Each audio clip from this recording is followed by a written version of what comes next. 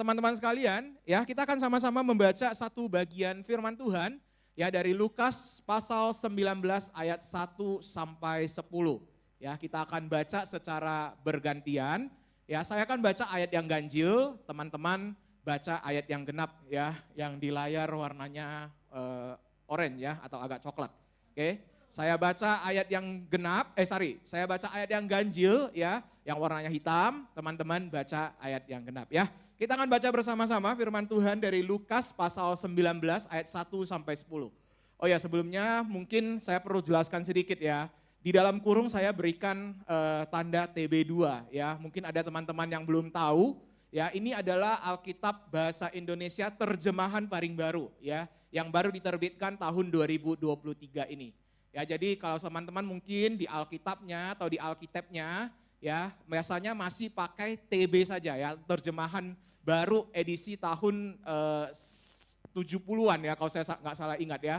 Dan tahun ini ya, Lembaga Alkitab Indonesia sudah menerbitkan versi terjemahan yang baru. Ya, ada sedikit mungkin perbedaan dalam penggunaan kata-kata ya, karena kata-kata yang digunakan adalah bahasa Indonesia yang sudah lebih modern ya, yang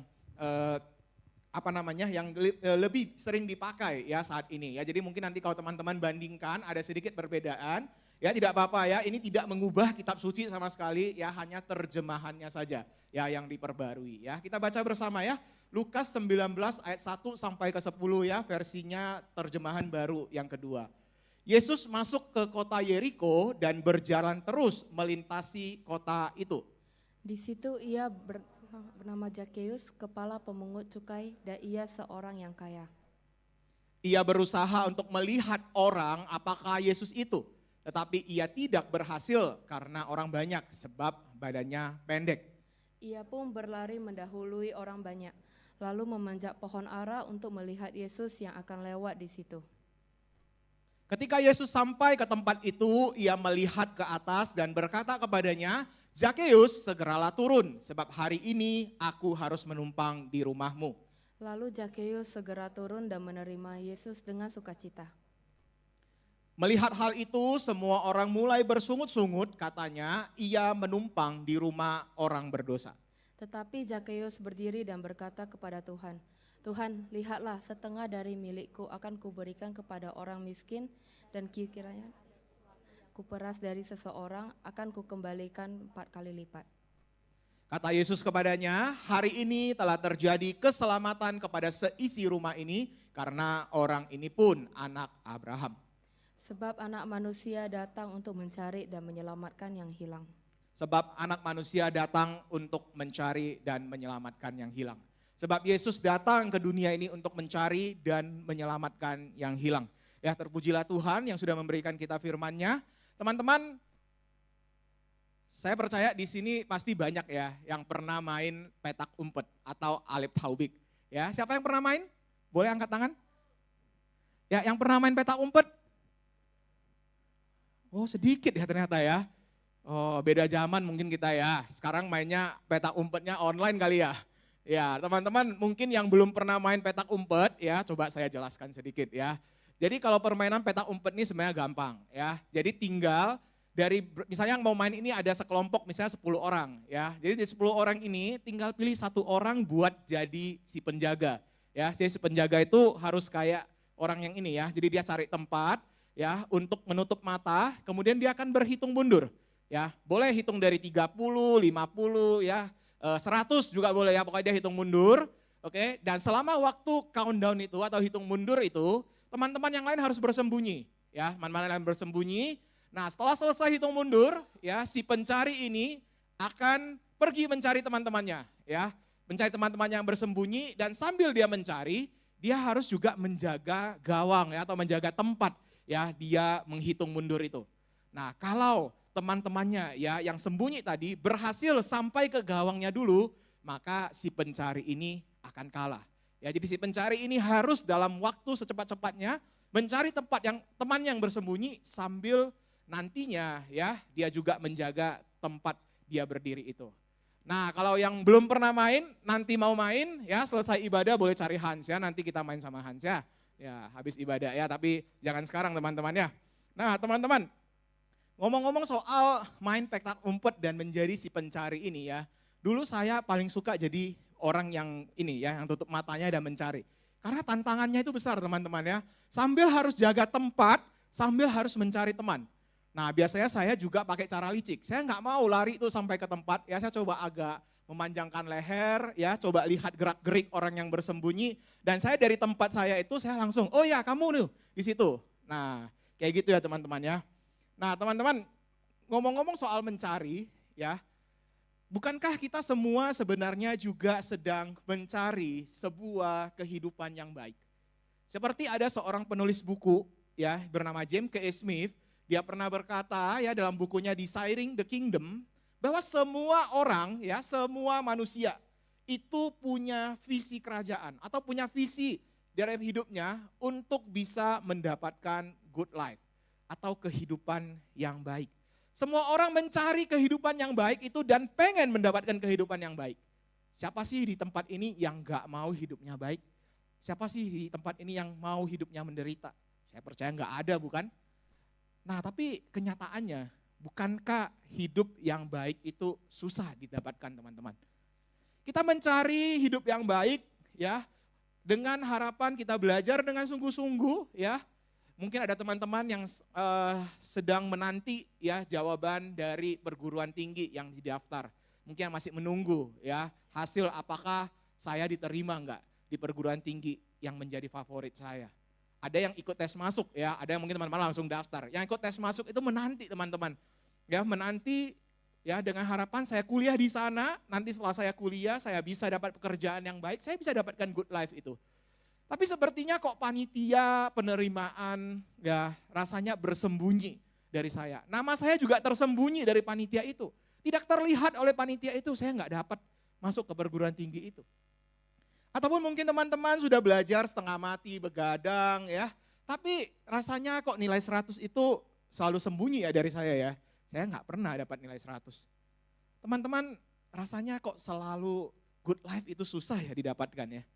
Kita menghabiskan banyak waktu setiap hari mungkin mencari good life itu dengan hiburan yang ada di handphone kita. Ya kita scroll IG, ya kita mungkin main TikTok, ya mungkin ada yang menghabiskannya dengan shopping online, ya dengan pergi nge-mall, ngafe dan sebagainya. Tapi benarkah semua itu bisa memberikan kamu good life? Tapi kok rasanya selalu good life itu bersembunyi dari saya teman-teman. Teman-teman kita sibuk mencari hal-hal yang kita anggap bisa memberikan kesenangan. Ya tapi firman Tuhan hari ini berkata kepada kita bahwa sebenarnya kita tidak perlu mencarinya.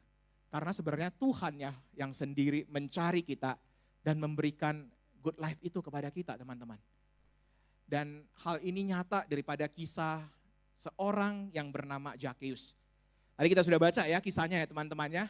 Zakeus ini tinggal di sebuah kota bernama Yeriko. Ya, kota Yeriko adalah sebuah kota yang besar pada zaman itu, ya, pada abad pertama di daerah Timur Tengah. Yeriko adalah sebuah kota perdagangan. Ya, seperti Medan teman-teman, kota besar. Ya, banyak orang tinggal di sana, banyak pengusaha di sana, ya. Walaupun dia bukan ibu kota ya Yeriko ya, tapi juga kota yang besar. Sehingga banyak banyak kemajuan ya, banyak perkembangan pembangunan di sana. Orang yang tinggal di sana juga banyak teman-teman. Dan si Zakeus ini bekerja sebagai seorang kepala pemungut cukai. Pemungut cukai mungkin bahasanya masih agak jadul ya, mungkin gak biasa di telinga kita. Pemungut cukai itu seperti petugas pajak teman-teman. Ya, orang yang bekerja di kantor pajak. Nah tapi Zakeus ini bukanlah petugas pajak biasa, dia adalah seorang kepala. Ya, atau seorang pemimpin, ya kalau kita mau bilang mungkin dia adalah seorang kepala kantor, ya pemungut cukai di wilayah Yeriko teman-teman. Teman-teman mungkin kalian berpikir ya petugas pajak biasa aja lah, ya jabatannya juga kayak pegawai negeri sipil sekarang. Ya bukanlah pekerjaan yang sangat memberikan gengsi buat saat ini teman-teman, tapi buat saat itu pekerjaan seorang pemungut cukai adalah pekerjaan yang bergengsi. Karena memberikan orang itu sebuah status sosial, ya memberikan dia nama di masyarakat. Siapa yang tidak kenal yang namanya Zakeus pada waktu itu?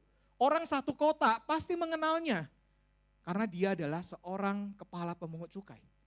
pemungut cukai biasa saja, ya, untuk jadi pemungut cukai biasa saja butuh skill, teman-teman, yang tidak dimiliki oleh orang biasa.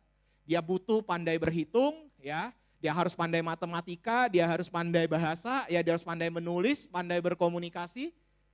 Bukanlah orang-orang biasa bisa jadi pemungut cukai, teman-teman. Sehingga ketika ya penguasa atau pada waktu itu pemerintah Romawi memilih dia jadi pemungut cukai, maka dia secara otomatis akan dapat sebuah status sosial, akan mendapatkan nama di masyarakat. Dan juga pemerintah Romawi itu biasanya akan memberikan seorang bodyguard ya atau seorang prajurit untuk menemani si petugas pajak ini menagih pajak ke orang-orang. Ya.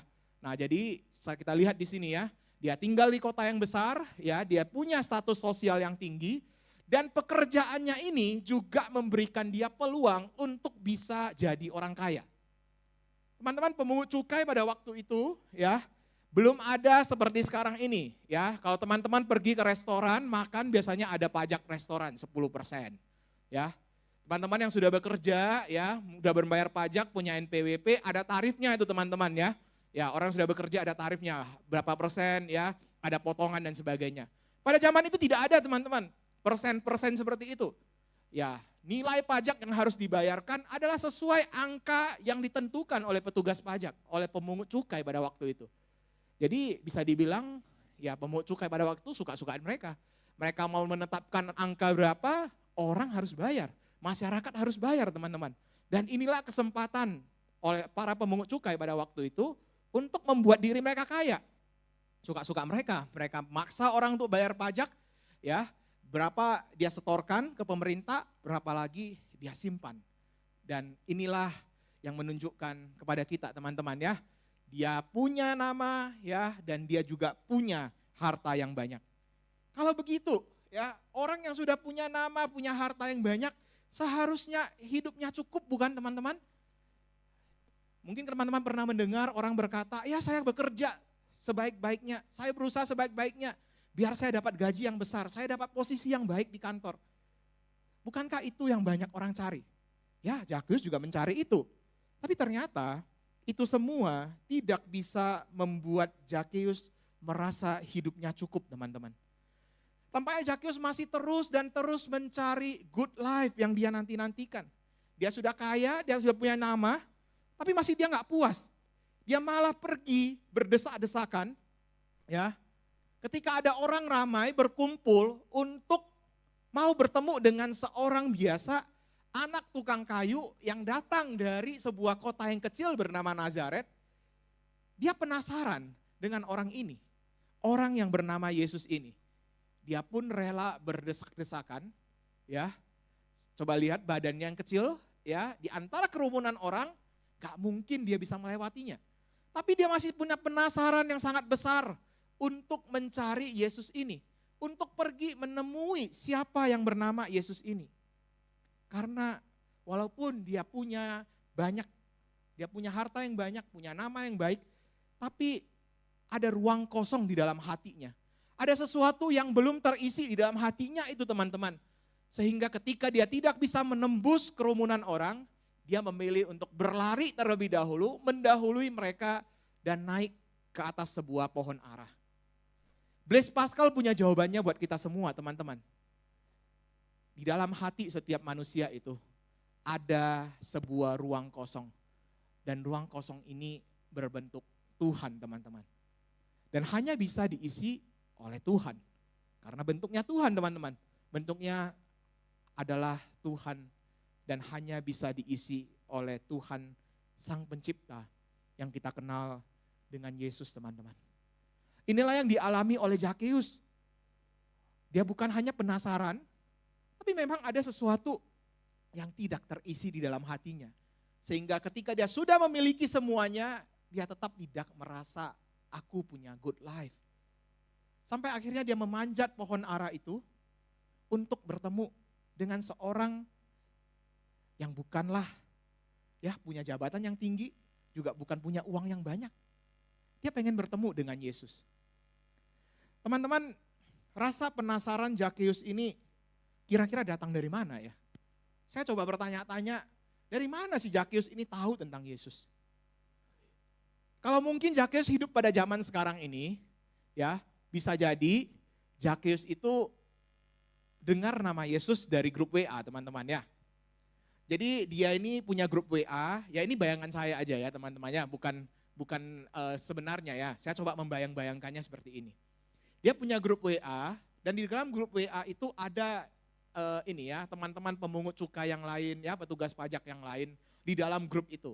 Biasanya mereka berkoordinasi di situ teman-teman ya, mereka ngobrol ya, mereka berbagi tugas di situ untuk menagih pajak. Dan di dalam grup WA itu suatu hari dia melihat ada seorang yang bernama Matius atau bernama Lewi, tiba-tiba pamitan di grup. Dan dia berkata, guys sorry ya aku pamit dulu, aku gak mau lagi jadi pemungut cukai. Aku diajak oleh Yesus untuk menjadi muridnya. Teman-teman, coba kalau kita berpikir ya, kalau saya sudah punya nama, saya punya kekayaan, mau nggak saya meninggalkan itu dan pergi mengikuti seorang yang bernama Yesus yang tidak menjamin ya ada kekayaan, ada nama baik, tapi si Matius mau melakukannya. Dan hal inilah yang mungkin membuat Zakheus penasaran. Kok Matius teman saya seorang pemungut cukai, ketika dipanggil oleh Yesus jadi muridnya, ya dia mau untuk pergi mengikut Yesus. Dan waktu itu Yesus juga terkenal sebagai seorang yang mau makan dengan orang-orang berdosa. Mau makan ya, mau berkumpul dengan orang-orang yang dianggap sampah masyarakat, yang dikucilkan. Pemungut cukai pada waktu itu adalah kategori orang ini. Mereka tidak disukai oleh orang banyak, karena mereka dianggap pengkhianat. Orang Yahudi tapi bekerja bagi pemerintah Romawi untuk menarik pajak. Teman-teman, Zakheus melihat sepertinya saya bisa jadi teman deh dengan orang ini. Saya mau pergi mencari orang ini. Tapi kenyataannya apa teman-teman? Yesus yang datang ya disambut oleh orang banyak di Yeriko, berjalan masuk ke kota Yeriko. Ya mungkin ada orang-orang yang ngajak Yesus ngobrol. Ya di tengah perjalanan mereka bertanya hal ini dan hal itu kepada Yesus.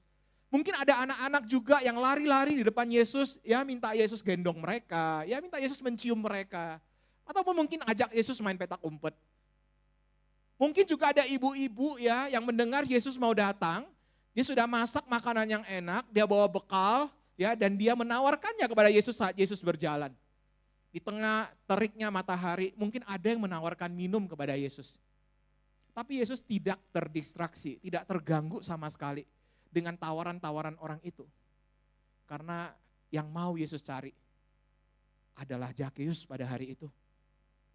Ketika Zakheus berpikir bahwa dia yang pergi mencari Yesus, tapi ternyata Yesus yang datang mencari dia. Sampai di bawah pohon itu, Yesus melihat ke atas pohon itu dan memanggil Zakheus.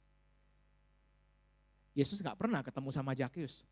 Zakheus juga gak pernah ketemu sama Yesus, tapi Zakheus dikenal oleh Yesus. Bukan hanya memanggil, tapi Yesus juga berkata kepada Zakheus, turunlah, aku mau menumpang di rumahmu. Dengan tatapan mata yang begitu mengasihi Zakheus, yang belas kasihan kepada Zakheus, yang selama ini tidak ada orang yang pernah mau datang berteman dengan Zakheus, tidak pernah ada orang yang mau datang menumpang, bertamu di rumah Zakheus. Yesus justru menawarkan diri.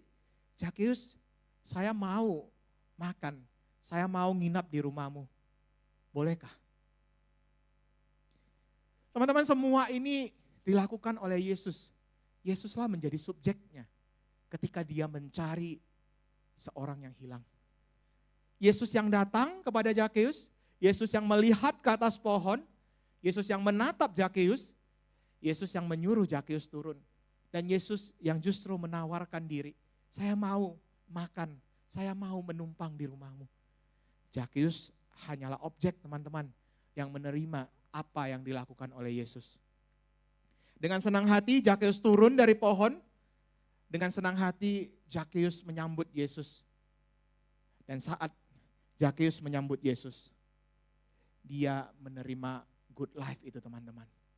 Hatinya yang tadinya kosong dan tidak terisi oleh apapun, walaupun dia punya harta yang banyak, punya kedudukan yang baik, tapi dia masih merasa ada sesuatu yang kurang.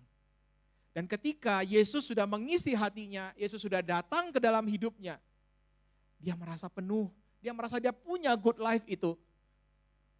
Dan teman-teman, di akhir kisah ini kita melihat bahwa Zakheus bertobat. Zakheus memberikan apa yang dia miliki, dia membagikannya kepada orang-orang miskin. Dan dia juga mengembalikan, seandainya ada orang yang pernah dia peras, dia kembalikan 4 kali lipat, teman-teman. Teman-teman, ketika sang seeker itu datang ke dalam hidup Zakheus, Zakheus yang adalah orang berdosa, Zakheus adalah orang yang hilang, merasakan good life itu, teman-teman. Selama ini Zakheus mencari-cari apa yang bisa mengisi hidupnya. Dia berpikir dialah yang perlu pergi mencari sesuatu untuk mengisi dan memuaskan hidupnya.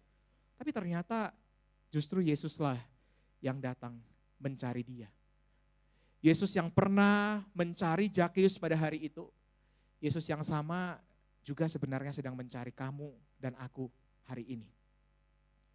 Yesus yang pada hari itu menatap mata Zakheus yang ada di atas pohon dengan penuh belas kasihan, dengan penuh kasih.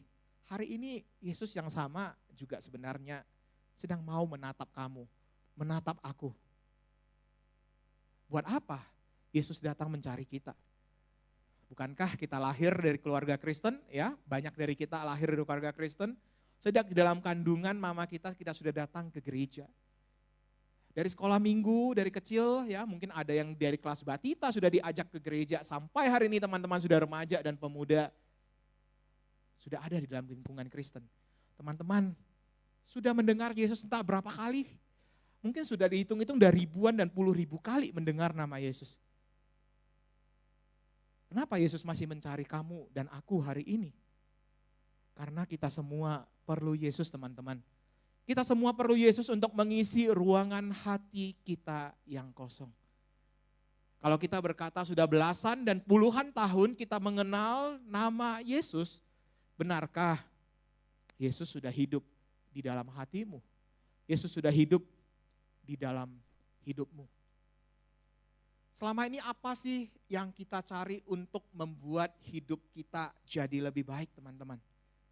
Prestasi? Juara di kelas, juara olimpiade, hiburan? Dari medsos, ya, dari TikTok, dari IG, ya, kemudian teman mungkin, pacar mungkin, pekerjaan, uang yang banyak. Apa yang sebenarnya selama ini kita cari untuk mengisi good life itu, teman-teman? Teman-teman, ketika Yesus sudah masuk ke dalam hidup kita, ketika Yesus sudah masuk ke dalam hidup kita, sebenarnya Yesus sudah memberikan good life itu. Good life yang selama ini kita cari-cari. Bukankah Yesus datang ke dalam dunia ini untuk mati bagi kita, untuk menggantikan hidup kita yang lama, yang ada di dalam dosa, dan kita diberikan sebuah hidup yang baru. Inilah hidup yang kita miliki sekarang, yaitu hidup yang good, hidup yang baik itu, teman-teman.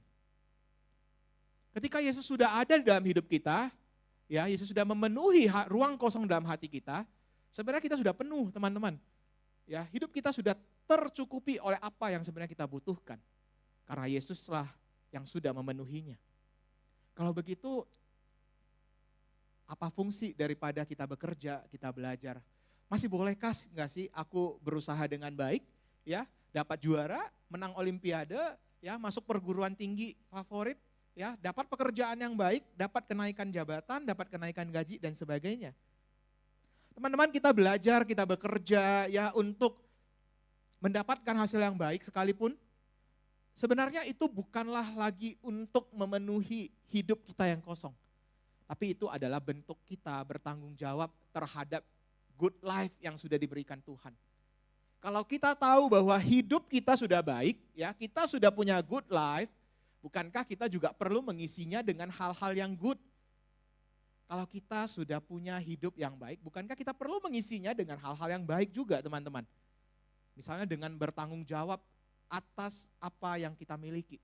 Kalau Tuhan kasih kita skill, ya, Kita perlu mengerjakannya dengan baik dalam pekerjaan kita ya, di dalam panggilan kita sebagai yang mungkin masih sekolah, yang masih kuliah sekarang.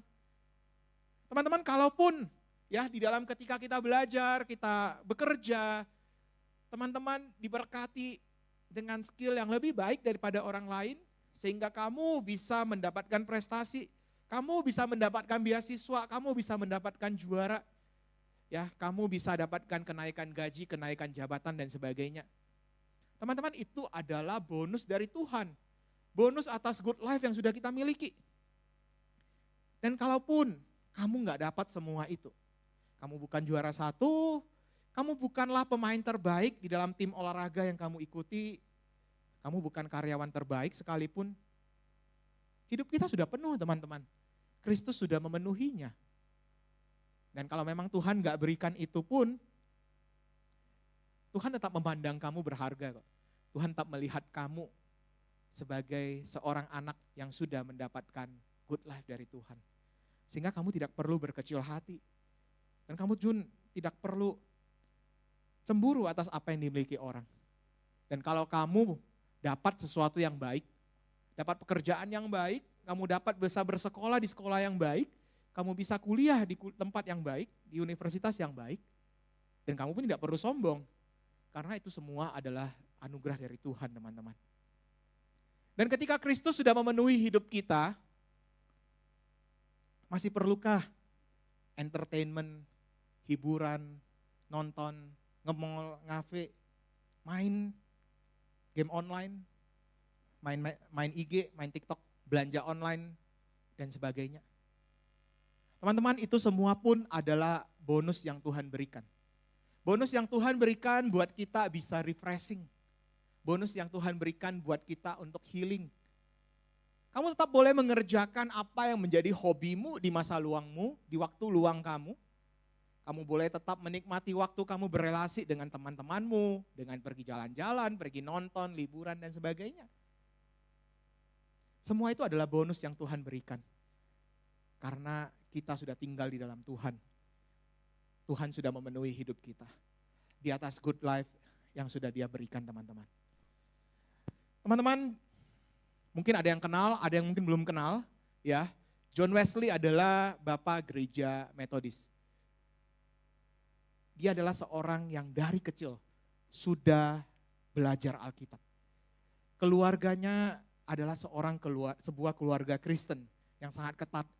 Mamanya mengajarkan anak-anaknya baca Alkitab dari kecil. Mamanya sendiri yang mengajar anaknya di sekolah minggu. Dari kecil dia menghafal Alkitab, dia banyak sekali belajar tentang Alkitab. Bahkan ketika dia sampai kuliah ya di sebuah universitas ternama di Inggris, Universitas Oxford, yang sampai hari ini pun masih terkenal ya. Teman-teman, dia dan beberapa temannya yang gila baca Alkitab sampai dijuluki orang sebagai kutu Alkitab. Karena saking rajinnya mereka baca Alkitab. Tapi teman-teman, apa yang dia lakukan? Ya, apa yang dia lakukan selama ini ketika dia membaca Alkitab? Ternyata dia belum mengenal siapa itu Yesus, teman-teman. Sampailah suatu hari ketika dia ya pergi mau melayani ke Amerika. Waktu itu belum ada pesawat ya teman-teman ya, masih tahun 1700-an. Naik kapal, menyeberangi lautan lautan Antartika. Ya sorry ya, geografi saya agak lupa teman-teman.